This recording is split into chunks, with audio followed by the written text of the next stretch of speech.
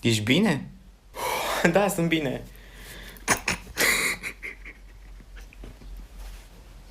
Ce ai, fată de râs iară?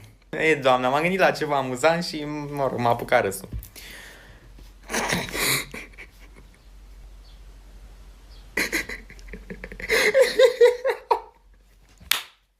O fată, ce ai? Ești nebună la cap de râzi așa? Ce e așa amuzant? Nu știu, doamna, râd singură.